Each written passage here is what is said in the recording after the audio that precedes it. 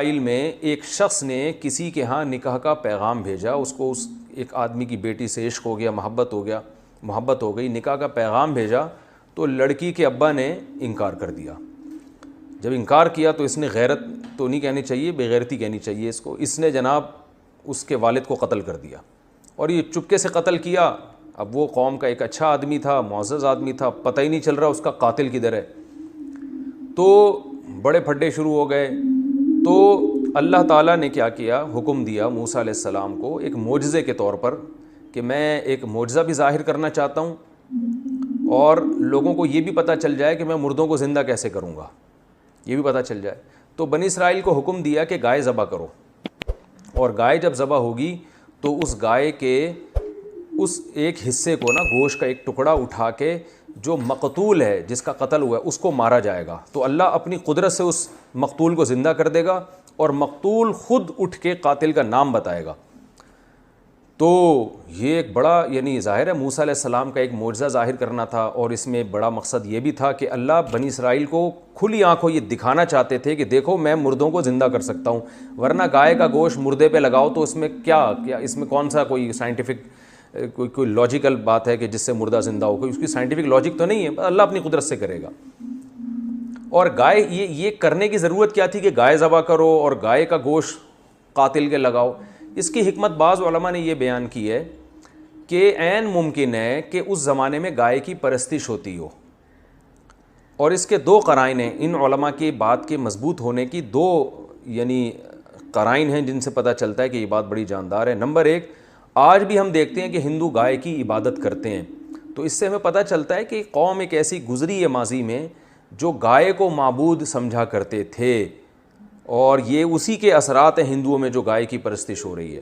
اور اس کی تائید اس واقعے سے بھی ہوتی ہے کہ موسیٰ علیہ السلام جب تورات لینے کے لیے کوہ طور پہ گئے ہیں تو پیچھے بنی اسرائیل نے گائے کا بچھڑا بنا کے سونے کا اس کی پوجا کرنا شروع کر دی، حالانکہ جو مشرک ہوتے ہیں وہ بتوں کی پوجا کرتے ہیں، گائے کی عام طور پہ نہیں کرتے۔ تو اس سے بھی پتہ چلتا ہے کہ فرعون کے دور میں گائے کی پوجا پاٹ کا کوئی نظام رہا ہوگا۔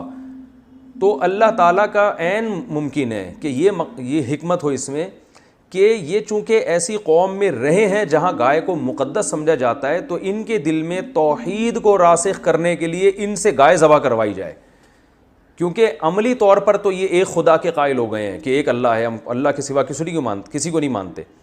لیکن آپ خود سوچیں نا، جب کوئی جیسے کوئی ہندو ہمیشہ گائے کی عبادت کرتا رہا ہو، اب اگر وہ اسلام قبول بھی کرے گا تو اس کے لاشعور میں گائے کا کچھ نہ کچھ تقدس بیٹھ جائے گا، اور اب اس سے آپ بکری ذبح کرنے کا کہیں کر دے گا وہ، اور اس سے آپ کہیں کہ اونٹ نہر کرو کر دے گا، لیکن جب گائے پہ چھری پھیرنے کی بات آئے گی تو سوچیں کہ ساری زندگی جس کی عبادت کی ہو تو چھری پھیرتے ہوئے تھوڑا سا وہ ڈرے گا، ایک لاشعور میں ہوتا ہے انسان کے۔ تو اللہ تعالیٰ نے عین ممکن ہے، میں عین ممکن اس لیے کہہ رہا ہوں کہ یہ کوئی اس بارے میں صحیح حدیث موجود نہیں ہے ہمارے پاس، لیکن علماء کا قول ہے جس کی تائید ہوتی ہے ان چیزوں سے جو میں آپ کے سامنے پیش کر رہا ہوں۔ تو عین ممکن ہے کہ اللہ تعالیٰ نے ان کے دلوں سے گائے کی جو معبود ہونے کا تصور ہے اس کو بالکل کھرچ کے نکالنے کے لیے کہ بھئی گائے بالکل ایسے ہی ایک جانور ہے جیسے بکری ہے، جیسے دمبا ہے، جب چاہتے ہو کاٹ کے کھا جاتے ہو، تو یہ بھی ایک ایسا جانور ہے، دودھ لو، جب دودھ دینا ختم کر دے کاٹ کے کھا جاؤ اس کو۔ ویسے کسی کو اپنی گائے سے محبت ہو جائے تو ایک الگ بات ہے، وہ اس میں نہ کاٹ کے کھائے۔ ویسے جب ہم جانور پالتے ہیں محبت ہو جاتی ہے تو وہ تو بلی سے بھی ہو سکتی ہے، کتے سے بھی ہو جاتی ہے لوگوں کو، اور بکری سے بھی ہو جاتی ہے، اس میں گائے کی تو کوئی خاصیت نہیں ہے نا، تو وہ ایک الگ بات ہے۔ لیکن نارملی گائے کو مقدس سمجھ کے نہ کاٹنا یہ اسلام کی تعلیمات کے بالکل خلافی ہے، اس میں شرک کا شائبہ ہے۔ تو اس لیے بنی اسرائیل سے حکم دیا گیا گائے کاٹو، گائے جب کاٹو گے تو ان کے دل میں گائے کا تقدس نکلے گا، تو عین ممکن ہے۔ تو اب یہاں سے یہ بات شروع ہو رہی ہے۔ اللہ نے فرمایا وَإِذْ قَالَ مُوسَىٰ لِقَوْمِهِ، اس وقت کو یاد کرو جب موسیٰ نے اپنی قوم سے کہا کہ اللہ تمہیں حکم دیتے ہیں کہ تم ایک گائے ذبح کرو۔ تو اب ایک دم نا، چونکہ شرک سے مانوس ہو چکے تھے، گائے کو بچھڑا بنا کے عبادت بھی کر چکے تھے، اور فرعونیوں میں بھی ایسے گائے کی عبادت کرنے والے لوگ ہوں گے، ان کے ساتھ رہ کے کچھ نہ کچھ تقدس آ گیا تھا گائے کا۔ تو ایک دم ان کو دماغ میں خیال آیا اور کہنے لگے اے موسیٰ اتتخذونہ ہزوا، کہ آپ ہمارے ساتھ مزاح کر رہے ہیں، کیسی عجیب عجیب باتوں کا آپ ہمیں آرڈر دے رہے ہیں۔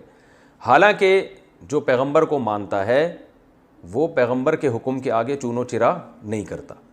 یہ بالکل اس سے ہمیں یہ بھی پتہ چلتا ہے. دیکھیں اللہ نے ہمیں بھی بقرعید کے دن گائے بکرے کاٹنے کا حکم دیا, تو صحابہ کرام کو جب رسول اللہ صلی اللہ علیہ وسلم نے بقرعید کے دن جانور کاٹنے کا حکم دیا, انہوں نے یہ لفظ نہیں کہا کہ یا رسول اللہ کیسی بات کا حکم دے رہے ہیں آپ, بلکہ فوراً بڑھ چڑھ کے انہوں نے قربانی کرنا شروع کر دی.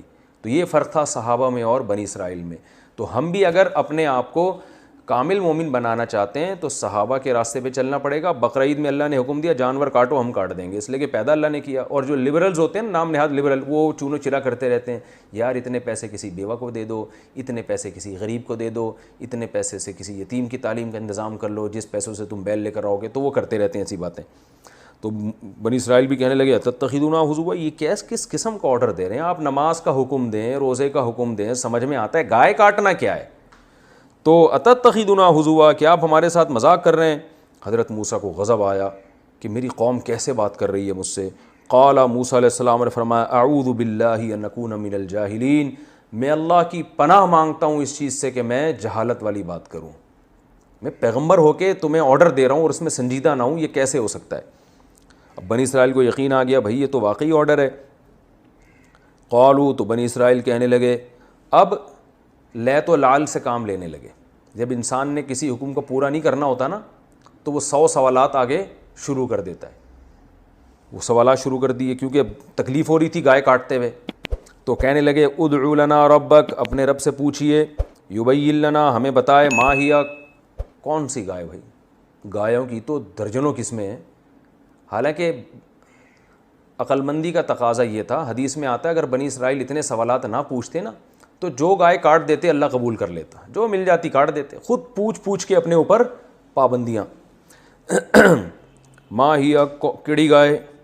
قال انہ یقول انہا بقرۃ, جب آپ پابندیاں لگوائیں گے تو پھر اللہ بھی لگائے گا پابندی آپ کے اوپر. تبھی قرآن میں آتا ہے نا دوسرے مقام پہ, لا تسألوا عن اشیاء ان تبد لکم تسؤکم, اے ایمان والو ایسے سوالات مت پوچھا کرو کہ اگر ان کا تمہیں جواب مل جائے تو تم اور پریشان ہو جاؤ. تو جتنا اللہ نے مبہم جو چیز رکھی ہے نا اس کو مبہم ہی رہنے دو. تبھی علماء نے اسی سے یہ استدلال کیا ہے کہ اگر کوئی شخص آپ کو ہدیہ دیتا ہے یا آپ کی دعوت کرتا ہے تو آپ اس سے خود سے نہ پوچھیں کہ تمہارا ذریعہ آمدن کیا ہے. مسلمان ہیں, اچھا گمان رکھیں حلال ہی کماتا ہوگا, جائیں کھا پی کے پتلی گلی سے نکل لیں. خام خواہ میں تفتیش کرنا, بھائی آپ ذرا یہ بتائیں کہ یہ جو آپ مجھے کوفتے کھلا رہے ہیں یہ آپ نے کہاں سے خریدے, کتنے کے خریدے. تو پوچھ کے اپنے اوپر پابندیاں نہ لگوائیں. ہاں کسی سے لانگ ٹرم کوئی معاہدہ ہو اور طویل تجارت کرنی ہے یا کہیں رشتہ بھیجنا ہے تو اس میں پھر یہ پہلے سے پوچھ لیں کہ آپ کی ارننگ کیا ہے. اس لیے کہ اگر بعد میں آپ کی وہاں شادی ہو جاتی ہے, پھر پتہ چلتا ہے کہ ان کا تو شراب خانہ ہے, تو پھر آپ ساری زندگی کیسے اجتناب کرو گے؟ یعنی پھر تو کیونکہ وہاں بہت لمبا معاملہ ہے نا آپ کا, آج نہیں تو کل تو پتہ چل ہی جائے گا. تو جو چیز کل پتہ چلنی ہے تو انسان پھر پہلے سے پوچھ لے. لیکن اگر کبھی کبھار لوگوں سے معاملات ہیں, کوئی آپ سے خرید و فروخت کر رہا ہے کچھ, تو پھر اس سے پوچھنے کی شریعت میں اجازت نہیں ہے, کیونکہ سوال پوچھ کے اپنے آپ کو مشکلات میں نہ ڈالیں. ہاں ضروری علم حاصل کرنا بہرحال ضروری ہے. تو اللہ نے فرمایا ما ہی کیڑی گائے, وہ بنی اسرائیل نے کہا ما ہی کیڑی گائے. قال انہ یقول انہا بقرۃ لا فارض ولا بکر, وہ نہ تو معمر گائے ہو نہ بالکل بچی ہو, درمیانی ایج کی گائے ہونی چاہیے, بالکل درمیان میں. فافعلوا ما تؤمرون, اور پھر حضرت موسیٰ نے ان سے کہہ دیا اب جو تمہیں حکم دیا جا رہا ہے کر گزرو, مزید سوالات نہ پوچھو, بس درمیانی عمر کی گائے کاٹ دو. نہیں جی, ان کو بھی کوئی تکلیف تھی. قالوا ادع لنا ربک, اللہ سے پوچھئے, یبین لنا, ہمیں بتائے وہ, ما لونہا, کلر کیسا ہونا چاہیے. گائے تو کالی بھی ہوتی ہے, سفید بھی ہوتی ہے, لال بھی ہوتی ہے, کلر ذرا ڈیفائن ہو جائے تو ذرا ہمیں ذرا تسلی ہو جائے گی. قال انہ, حضرت موسیٰ نے فرمایا, دیکھیں اللہ یہ بھی کہہ سکتے تھے جو چاہے کلر, لیکن اللہ نے بھی ان کو سزا دی کہ جب پوچھ رہے ہو تو پھر یہ والا کلر ہونا چاہیے. انہ یقول انہا, بے شک اللہ تعالیٰ فرماتے ہیں کہ وہ ایسی گائے ہو, بقرۃ صفرا, زرد رنگ کی گائے ہو, فاقع لونہا, چمکتا ہوا زرد رنگ, تسر الناظرین, دیکھنے والوں کو خوش کر دے. اب لاؤ ایسی گائے. لیکن ابھی بھی ان کو تسلی نہیں ہوئی تھی, تو کہنے لگے ادع لنا ربک یبین لنا ما ہی, اللہ سے پوچھیں کیڑی گائے. ابھی بھی سمجھ میں نہیں آ رہی, زرد رنگ کی تو بہت ساری گائے ہوتی ہیں, ان البقرہ تشابہ علینا، گائے کے معاملے میں ہم ابھی بھی کنفیوز ہیں، گائے ہم پر مشتبہ ہو گئی ہے. لیکن ایک جملہ ان کی زبان سے اس دفعہ اچھا نکل گیا، وَإِنَّا إِن شَاءَ اللَّهُ، اگر اللہ نے چاہا، یعنی انشاءاللہ لَمُهْتَدُونَ، اللہ نے چاہا تو اب ہمیں پتہ چل جائے گا. حدیث میں آتا ہے یہ انشاءاللہ کہنے کی برکت تھی کہ اگلے سوال کے جواب ملنے پر انہوں نے گائے ذبح کر دی. اگر انشاءاللہ نہ کہتے نا تو ان پر اللہ کا عذاب آتا، کیونکہ اگلے سوال کا جواب بھی ان کو ملتا، اس کے بعد بھی یہ نہ کرتے، پھر وہ اور سوال پوچھتے تو اللہ کا عذاب آ جاتا کہ تم نے کرنا نہیں ہے، حجت بازی کرنی ہے بس تم نے. تو اس لیے انہوں نے اس دفعہ کہہ دیا انشاءاللہ. انہوں ڈر رہے تھے نا حضرت موسیٰ علیہ السلام کوئی تھپڑ نہ لگا دیں، جیسے وہ قبطی کو تھپڑ مارا تھا، وہ مر گیا تھا، تو جو پوچھنے گیا ہوگا قوم کی طرف سے حضرت موسیٰ علیہ السلام سے، اس کو بھی تو ڈر لگ رہا ہوگا کہ اب تیسرے سوال پہ کہیں حضرت موسیٰ کا چانٹا نہ آ جائے. تو اس لیے اس نے کہا اے موسیٰ آپ بس اب ایک بات رہ گئی ہے وہ بتا دیں، اور انشاءاللہ اب ہمیں پتہ چل جائے گا کون سی گائے.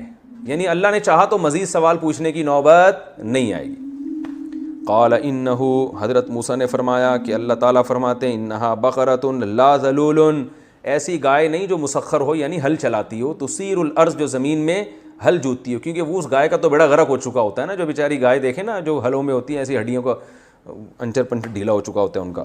ولا تسقی الحرث، اور نہ وہ کھیتیوں کو پانی پلاتی ہو، کیونکہ اس پہ لاد کے ڈول جب رکھے جاتے تھے، ویٹ لفٹنگ کا کام اس سے لیا جاتا تھا، تو وہ بھی ظاہر ہے اس کا بھی انچر پنچر ڈھیلا ہو جاتا تھا. تو ایسی گائے نہیں ہونی چاہیے، گھر کی پلی ہوئی.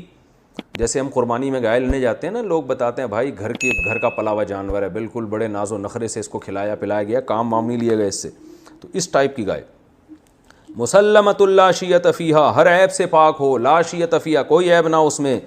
قالوا، اب چونکہ ڈرے ہوئے تھے تو بہرحال مسلمان، ایمان تھا اللہ پر، تو کہنے لگے الآن جیت بالحق، اے موسیٰ ہون تسی صحیح بات کر دیو. الآن کا معنی کیا ہے؟ اب، رائٹ ناؤ کہتے ہیں نا انگلش میں. اب ہون، جسے پنجابی میں جو ہم نے سنا ہے، تلفظ میں گڑبڑ ہو سکتی ہے بھائی، ہون آپ نے صحیح بات کی ہے. فذبحوها، اللہ فرماتے ہیں انہوں نے ذبح تو کر دی گائے. وما کادو، کادا یکادو بہت قرآن میں آتا ہے، یاد رکھیں. کادا اصل میں کہیدہ تھا سمیع کی طرح، یکادو اصل میں یک یدو تھا. تو اس کا معنی ہوتا ہے سمیع یسمعو کی طرح ہے، اس کا معنی ہوتا ہے بہت جلد کوئی کام کر لینا، یعنی بہت جلد. جیسے کادا، میں اگر اپنے بارے میں کہوں گا نا تو یا میں کسی شخص کے بارے میں کہوں گا کادا زیدن یفعل، قریب ہے کہ زید یہ کام کر لے، بس جو کرنے ہی والا ہوتا ہے. گوئنگ ٹو ڈو جسے انگلش میں کہتے ہیں نا، I'm going to do this, یا I am about to sleep جیسے کہتے ہیں، میں بس سونے ہی والا ہوں، یا I'm going to sleep, یا I'm going to take rest, یا گوئنگ ٹو ڈو دس. کچھ بھی اس طرح کے جو اسٹرکچر استعمال ہوتے ہیں انگلش میں بھی اردو میں بھی، بس میں کرنے والا ہوں، یا یہ کام بس ہونے ہی والا، I M about to reach, میں پہنچنے ہی والا ہوں. تو یہ ہے کادا یکادو کا مطلب. اور ما کادا کا مطلب یہ کام ہونے ہی نہیں والا ہے، یعنی اس کے الٹ کر دیں آپ اس کو. تو اللہ فرماتے ہیں وما کادو یفعلون، یہ ایسے تھے ہی نہیں کہ یہ کام کر لیتے، یعنی بجائے اس کے کہ یہ کام ہونے ہی والا ہے، بلکہ یہ کام ہونے والا ہے ہی نہیں، یعنی اس کے بالکل اپوزٹ ہے یہ. تو اللہ فرماتے ہیں یہ قریب تھا کہ یہ نہیں کرتے یہ کام، یعنی اس بات کے انتہا تک پہنچ گئے تھے کہ اب انہوں نے اگلا سوال پوچھ کے سوالات کا دروازہ ہی بند کر دینا ہے اور عذاب آ جاتا، لیکن بس کر لیا انہوں نے، اللہ کی رحمت ہو گئی.